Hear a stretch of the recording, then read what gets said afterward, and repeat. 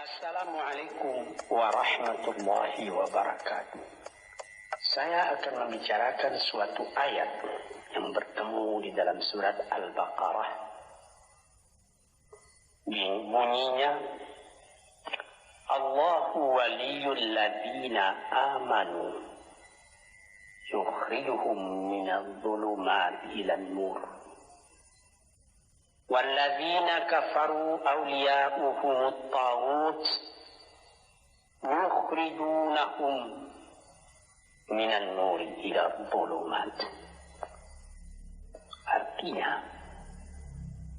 Allah adalah menjadi pemimpin bagi orang-orang yang beriman, orang yang mempunyai kepercayaan yang teguh. Dan Allah, apabila orang itu telah betul-betul menganggap Allah menjadi pemimpinnya, Allah pun menjadi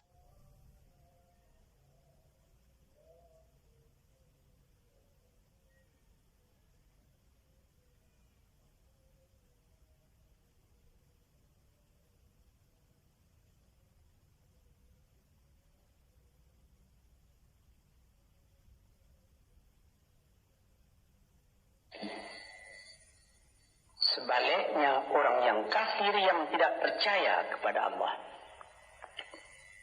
Maka sebaliknya yang terjadi, daripada terang benderang, dia akan dipimpin oleh taghut, oleh kekuasaan yang bukan bersandar kepada Allah. Kekuasaan hanya dikendalikan oleh setan. Kekuasaan yang demikianlah yang akan mengeluarkannya daripada terang benderang kembali ke dalam gelap gulita. Oleh sebab itu, rohani manusia itu adalah melalui di antara gelap dan terang kehidupan itu, di antara terang dan gelap kehidupan. Kalau sekiranya jasmani kita, kalau sekiranya badan kita yang lahir ini diberi cahaya oleh matahari yang terbit di waktu pagi, yang terbenam di waktu sore, rohani kita pun diberi juga terang oleh sesuatu yang lebih terang dari matahari, yaitu petunjuk dan hidayat Tuhan. Di dalam Al-Quran, Tuhan memberikan bujukan, memberikan jiwa besar kepada orang-orang yang beriman itu. Tuhan bersabda, La tahinu wa la tahzanu wa antumul a'launa in kuntum mu'minin. Engkau ini adalah orang yang tinggi kalau engkau tetap memegang kepercayaan kepada Allah Subhanahu wa ta'ala. Di dalam perjuangan hidup di dunia ini, perjuangan antara yang hak dengan yang batil, antara gelap dengan terang, antara keyakinan dan keraguan, manusia berjalan di sekitar itu.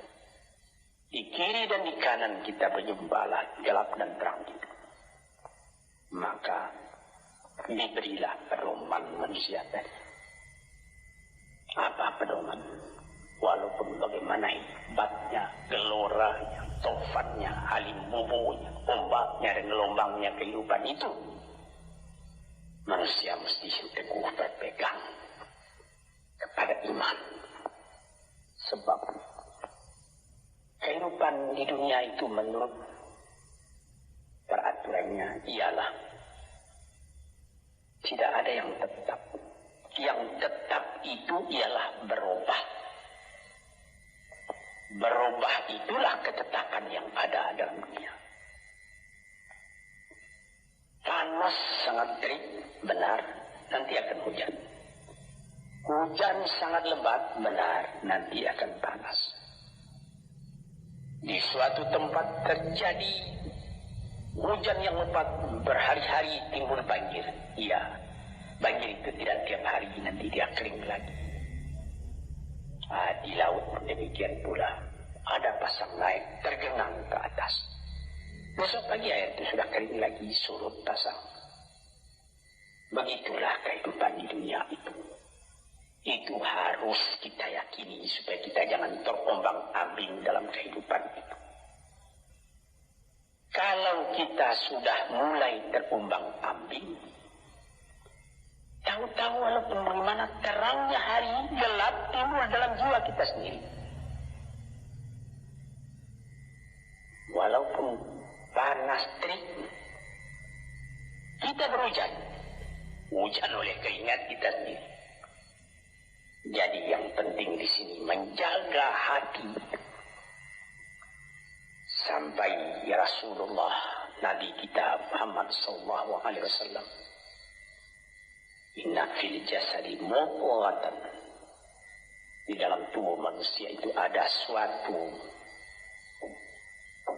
bekuan darah. Idza salahat salahal jasadu kulluhu wa idza fasadat fasadal jasadu kulluhu. Kalau ini segumpal daging baik, seluruh badan jadi baik. Kalau dia rusak, seluruh badan jadi rusak. Apakah itu? Hati. Hati. Kendali terletak dalam hati kita. Hati. Artinya penuh. Bukan saja berhati pada daging, tapi pada hati dari hati, isi dari hati. Atau juga akal kita. Sebab itu, maka kalau satu waktu saya pernah mengajarkan doa yang mengandung 8 sifat-sifat lemah menghilangkan kemerdekaan manusia. Hari ini saya pun akan ajarkan doa yang diajarkan juga oleh Nabi. Bagaimana menjaga hati tadi. Di situ dalam doa itu ada tersebut 4 perkara. Apa disebut? Allahumma inni a'udzubika min qalbin la yakhsha' wa min ilmin la yanfa'u wa min nafsin la tashba'u wa min du'a'in la yusma'u. Ini 4 perkara. Yang pertama, Allahumma inni a'udzubika min qalbin la yakhsha'. Aku sangat berlindung kepada Engkau ya Allah, janganlah sampai terjadi hati saya itu tidak khusyuk lagi. Ini bahaya ini. Mulai bahaya mengancam kepada manusia. Kalau hatinya tidak khusyuk lagi, hati khusyuk yaitu hati itu tentu jelas tujuannya kepada Allah. Allah menjadi pegangannya. Allah menjadi bentengnya. Allah menjadi ingatannya. Allah menjadi tujuannya. Dan kepada Allah dia kalau sembahyang menghadapkan diri, menghadapkan hati, maka permohonan kita yang pertama kepada Tuhan, ya Tuhanku, janganlah sampai hati saya ini tidak khusyuk lagi. Sebagai orang Islam, kita sembahyang 5 waktu. Di dalam Al-Quran dikatakan sembahyang itu ialah khusyuk, terpadu ingatan kepada Tuhan. Tapi kalau kita sudah, hati itu sudah mulai ditumbuhi penyakit, walaupun sembahyang mulai sejak Allahu Akbar, pikiran sudah menjalar kepada yang lain.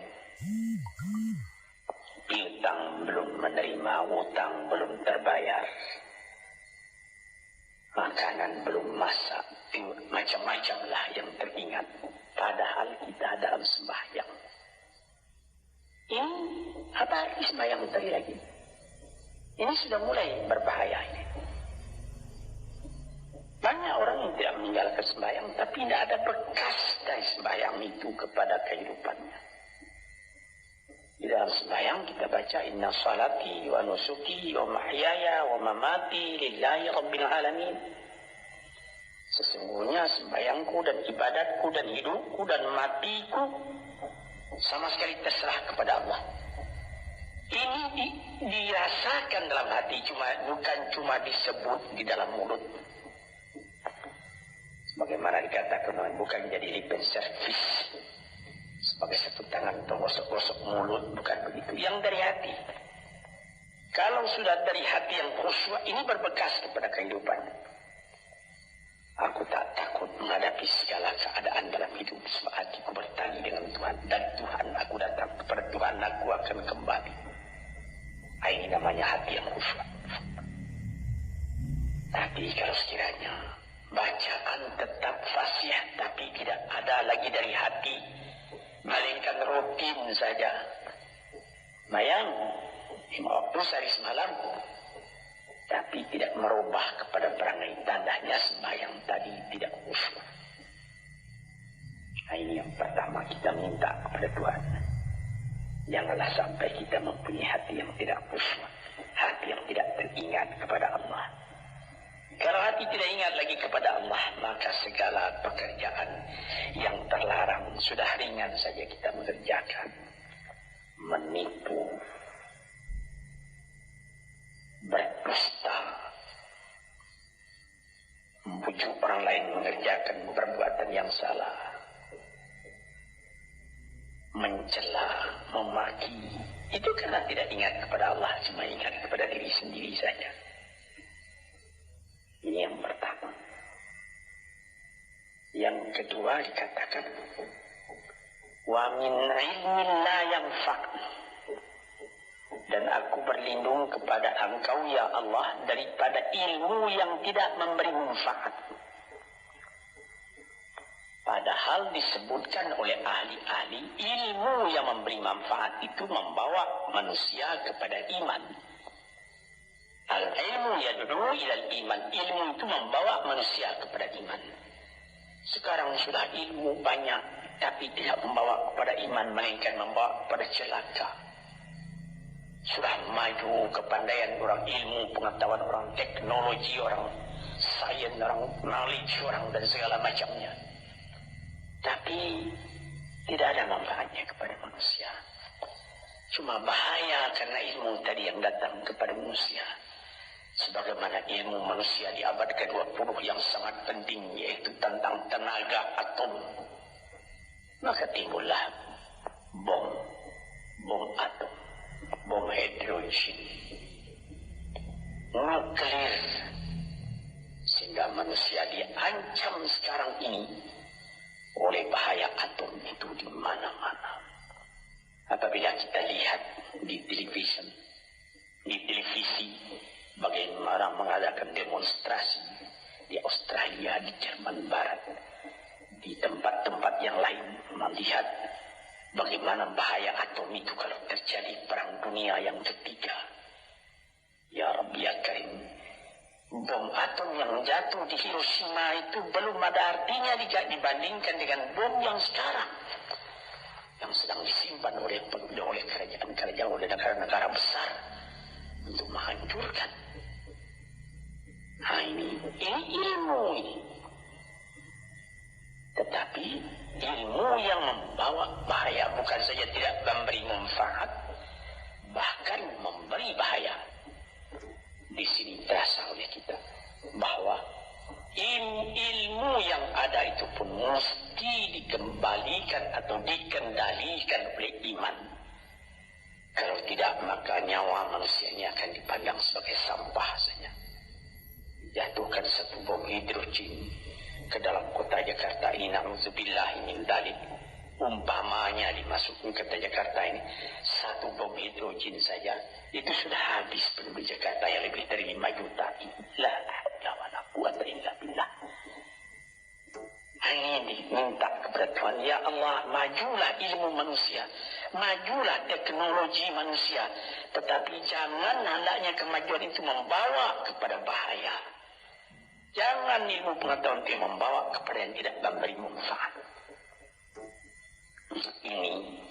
Ini doa yang kedua kepada Allah Tuhan sarwa sekalian alam.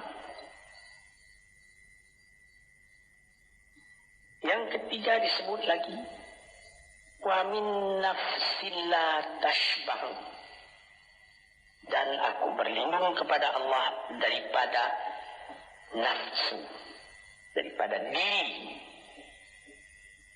daripada echo daripada tiap-tiap masing-masing diri ini yang tidak merasa kenyang.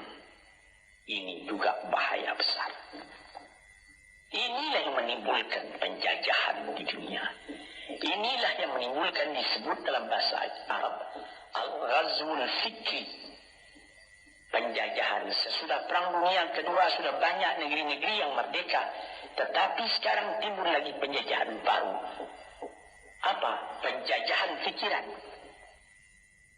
Sehingga bangsa yang merdeka tadi tidak merdeka lagi fikirannya. Dia merdeka di dalam meniru kepada bangsa yang lebih kuat. Itu namanya terjajah juga. Jadi tuan-tuan yang terhormat, apa pangkalnya ini? Daripada nafsu serakah manusia. Nafsu serakah manusia sebagaimana tersebut di dalam hadis.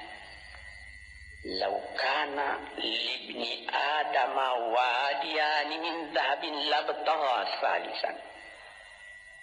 Wa ma yamla'u jawfu ibni adama illa turab. Kalau manusia itu mendapat suatu lembah yang penuh dengan kekayaan emas, suatu lembah, dia ingin supaya mendapat satu lembah lagi yang penuh juga dengan emas. Dapat 2 lembah, dia minta 3 lembah lagi yang penuh dengan iman. Nafsu manusia tidak pernah kenyang. Padahal akhirnya kalau dia sudah menutup mata, tidak ada yang akan memenuhi perutnya melainkan tanah. Saya teringat akan cerita yang disampaikan oleh Graf Leo Tolstoy, pujangga Rusia yang terkenal, bahwa orang yang tidak mempunyai nafsu yang kenyang itu, pada suatu hari katanya, ada satu orang kaya mempunyai tanah yang luas. Dia mengatakan kepada orang, boleh tuan-tuan mengambil tanah kepunyaan saya ini, berapa tuan suka, berapa tuan mau. Syaratnya cuma begini, sepanjang yang tuan berjalan dari timur ke barat, lantas sebelum matahari terbenam, tuan sampai kembali ke tempat tuan melangkah pertama tadi. Berapa saja tuan suka, boleh ambil tanah ini. Maka datanglah si tamak tadi. Tuan yang punya asli tanah tadi mengatakan, bawalah bakal, jangan lapar di jalan nanti. Baik, dibawanya nasi sebungkus, dia berjalan. Dari pukul 7 pagi. Kalau diambil kekuatan, anaknya pukul 10 dia sudah makan. Melangkah lagi beberapa ratus meter atau sekian, nanti boleh kekuatan buat kembali. Sehingga sebelum matahari terbenam, dia sudah sampai ke tempat dia menuju bermula. Tetapi ini orang bernafsu betul, dia minta supaya banyak tanah yang dapat didapatnya. Dibawanya nasi sebungkus, tapi dia tidak jalan, di tengah jalan tak berhenti. Kan nanti berapa meter itu nanti kalau saya berhenti, tanah yang kurang buat saya. Dia terus berjalan. Dia tidak ingat bahwa kekuatan masa pergi yang lebih cepat dengan kekuatan masa pulang yang lambat itu dia tidak taksir. Dia berjalan saya cepat-cepat. Sudah pukul 1 hari, sudah jauh perjalanan. Lantas nanti kembali. Kelemahan badan, kondisi dan suatu situasi tidak sama lagi.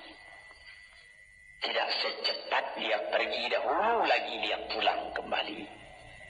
Maka bukan pukul 7 dia sampai, atau pukul 5 sore tadi dia sampai ke tempat dia berjalan bermula.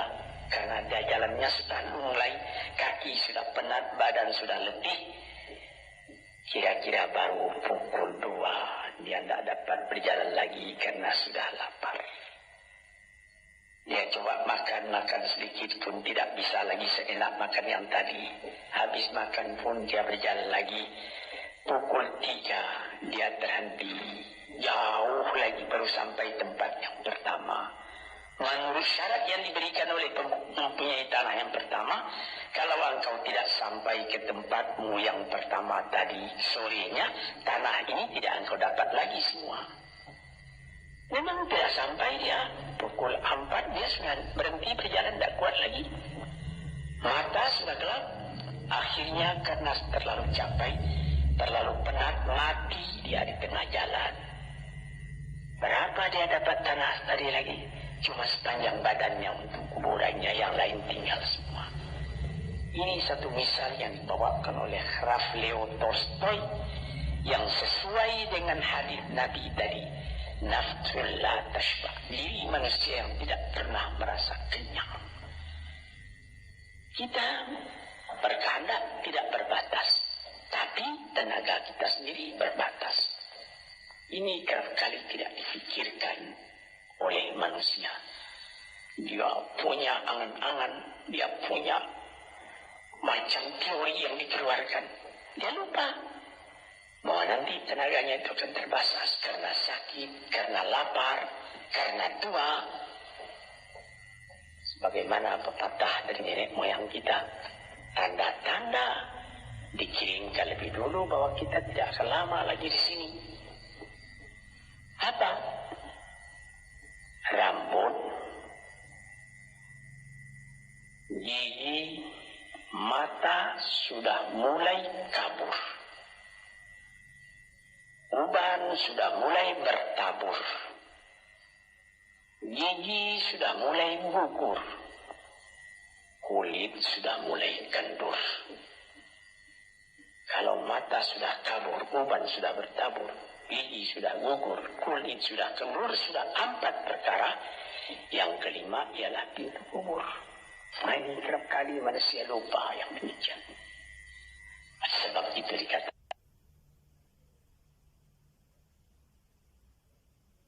ya Tuhanku, janganlah sampai aku ditumbuhi oleh penyakit nafsu yang tidak mau kenyang-kenyang itu.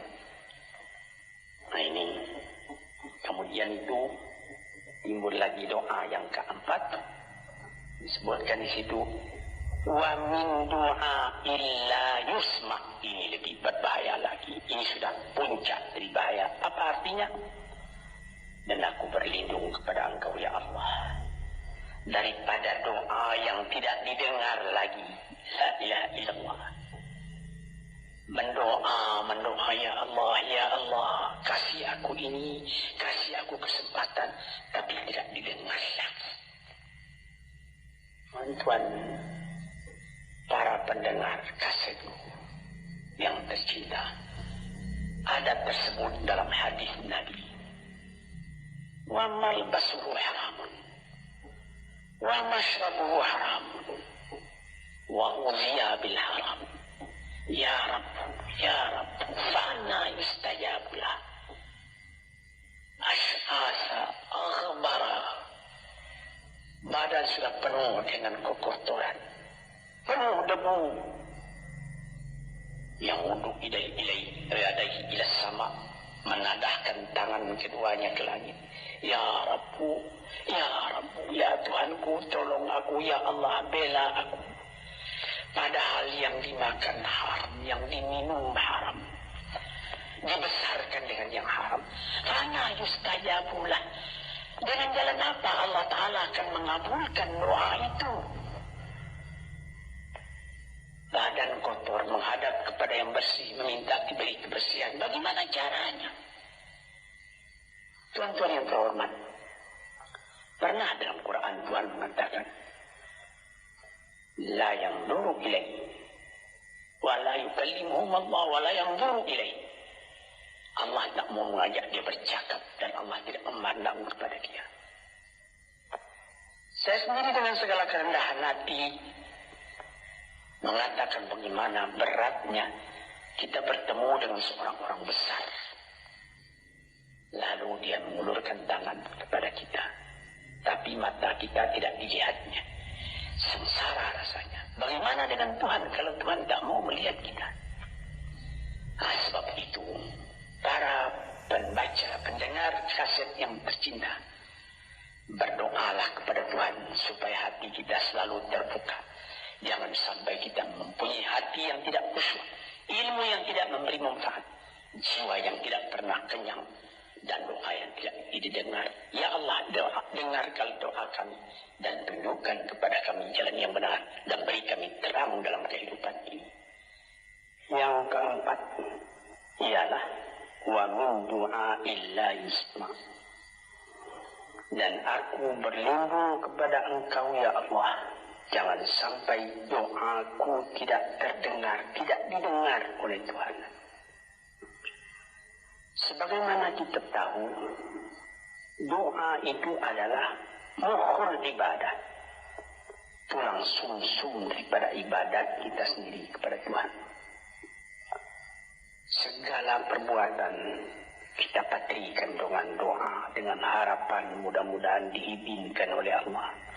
Disampaikan maksud kita, macam-macam yang kita minta kepada Tuhan. Tapi kalau doa itu sudah tak diperdulikan lagi oleh Tuhan, apa celaka kita, apa daya kita, apa upaya kita? Di sini kita melihat apa sebab maka doa tidak didengar oleh Tuhan, tidak diperkenankan oleh Tuhan. Tentu saja bukan dari salah Tuhan, melainkan dari salah kita sendiri. Di dalam Al-Quran dikatakan iyyaka na'budu wa iyyaka nasta'in. Al-Fatihah tersebut, kepada Engkaulah kami menyembah ya Allah, dan kepada Engkau kami minta tolong. Tapi dengan tidak sadar, kerap kali kita berbuat terbalik. Iyyaka nasta'in wa iyyaka na'budu, kepada Engkau kami minta tolong, lalu kepada Engkau kami menyembah. Minta tolong dulu baru menyembah. Minta tolong banyak-banyak tapi terima kasih tidak ada. Tentu saja tidak didengar oleh Tuhan. Di dalam satu hadis tersebut,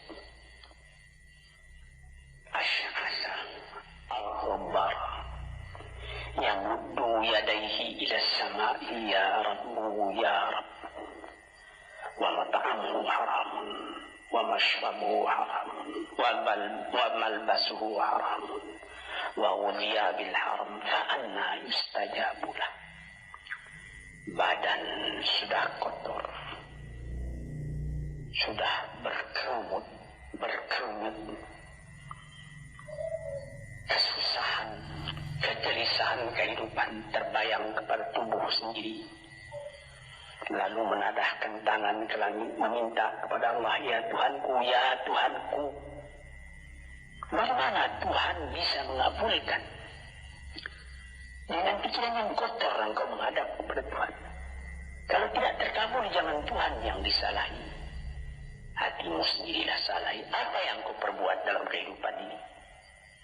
Mana terdesak engkau ingat kepada Tuhan. Di zaman kesenangan engkau lupakan Tuhan. Di dalam mendapat percobaan engkau merengek mengadu kepada Tuhan. Jiwa yang seperti ini janganlah sampai timbul pada diri kita sendiri. Saya sudah mengalami apabila saya berhadapan-hadapan dengan orang besar. Saya ingin dia menghadapkan matanya kepada saya. Apa kabar saudara? Kabar baik. Dia lihat mata saya lihat mata dia. Tapi kalau ketika dia bersalam dengan saya, dia melihat kepada orang lain, bukan main sakit hati saya. Apa salah saya maka dia begitu? Mengapa tidak saya yang dipandang? Sedangkan dengan sesama manusia lagi begitu perasaan kita. Bagaimana dengan Tuhan? La yanzuru ilaihim wa la yukallimuhum. Allah tidak memandang sebelah mata kepada Allah, kepada kita. Allah tak mau bercakap, tidak mau bercakap dengan kita sepatah pun. Langit mana tempat kita bernaung, bumi mana tempat kita berpijak kalau sudah demikian keadaannya. Nah, ini yang dijaga tuan-tuan yang terhormat dalam doa keempatnya itu. Hati janganlah sampai tidak khusyuk, ilmu janganlah sampai tidak memberi manfaat, nafsu janganlah sampai tidak kenyang, dan doa janganlah sampai tidak didengar. Saudara-saudara, moga-moga Allah memberikan kepada kita hati yang terang. Sebagaimana ayat yang mula-mula saya sebut tadi, Allahu waliyul ladzina amanu yukhrijuhum minadh dhulumati ilan nur. Allah lah jadi pemimpin bagi orang yang beriman, sehingga dari gelap gulita dibawa dia oleh Tuhan kepada terang benderang. Walladzina kafaru, tetapi orang-orang yang sudah tidak ada kepercayaannya kepada Tuhan, awliya'uhum at-taghut, yang menjadi pemimpinnya bukan Tuhan tapi setan. Assalamualaikum warahmatullahi wabarakatuh.